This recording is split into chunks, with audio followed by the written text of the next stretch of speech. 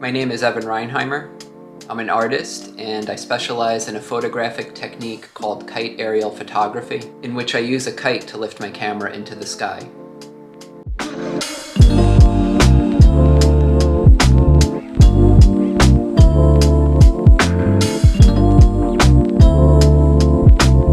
I travel around the world using this technique to create unique aerial photographs.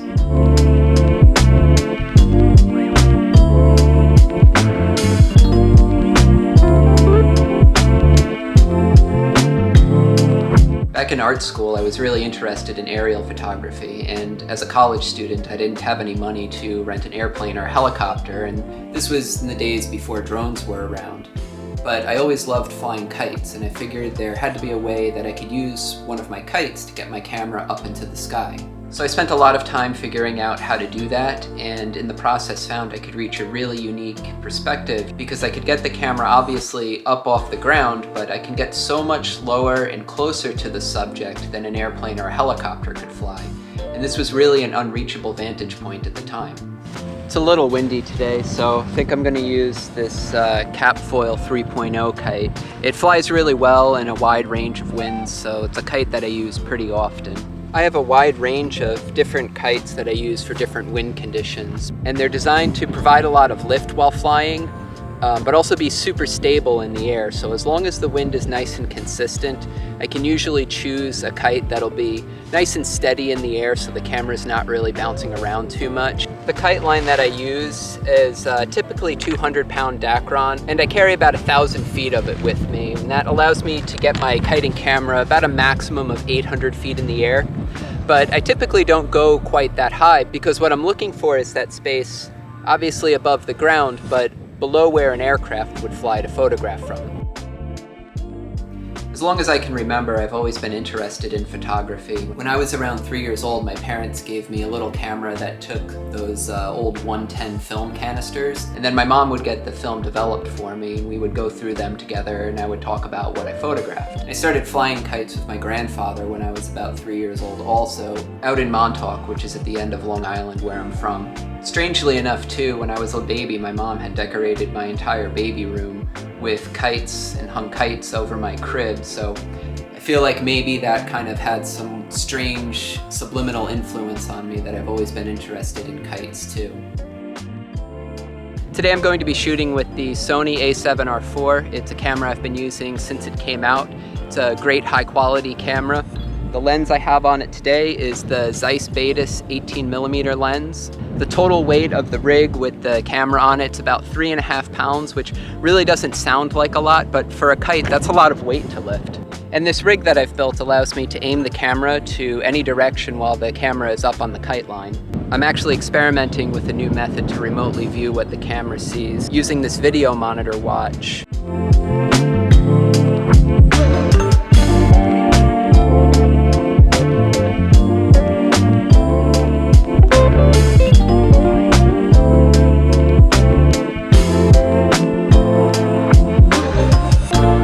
I've always loved traveling too, and this work takes me around the world. I've done kite aerial photography on every continent except for Antarctica, just because I haven't been there yet, but I'd like to think that someday I'll get there. I sell my artwork primarily through outdoor fine art festivals and through my website. This allows me to set my own exhibition schedule and also meet a lot of my art collectors in person and make a real personal connection with them, which is really important to me. I hear from a lot of photographers who are like, oh my god, I would never risk my super expensive camera up on that kite line. That's like an over $5,000 camera lens rig combination that I'm using up there. A lot of photographers look at their camera as their baby, and I guess I understand that, but I look at the camera as more of a tool to be creative with. Kind of in the way that a carpenter might look at a hammer or a saw or something as a tool to do their job. So if I'm going to buy this really great hammer that's going to help me build this great furniture, but I'm never going to use it because I'm afraid to hit the hammer too hard, then what good is it? So if I'm afraid to use my camera in the way that it can be the most creative for me, then what's the point of having the camera anyway? So of course there's this inherent risk of wrecking my camera every time I fly it from my kite. But doing that and photographing using a technique that some people would consider risky to my camera really allows me to unlock the full creative potential of my camera. But I've wrecked a few cameras before. I crashed a camera when I was in Egypt near the pyramids, wrecked that camera, had a crash out in the desert in Nevada, one in Utah, one on the coast of Maine in the middle of the winter. I don't think I've crashed a camera in at least a decade now, so it's a pretty good record, I think.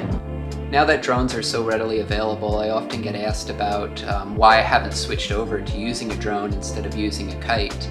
And I actually have a lot of advantages over using a drone. I can lift a much heavier, much higher quality camera into the air than most drones will lift. Plus, I'm not subject to the regulations that drones are subject to. So while it takes me a lot longer to photograph using a kite, I do have a lot of advantages over using a drone. Plus, I really enjoy the process. In fact, I feel like it really enhances my creativity. So I've always been very entrepreneurial, and that really helps me in the art business too, because of course I'm passionate about art, but I'm also passionate about running a small business for myself. I also grew up listening to a lot of punk rock and hardcore music and played in some bands when I was younger, and there was a big DIY culture in that music scene.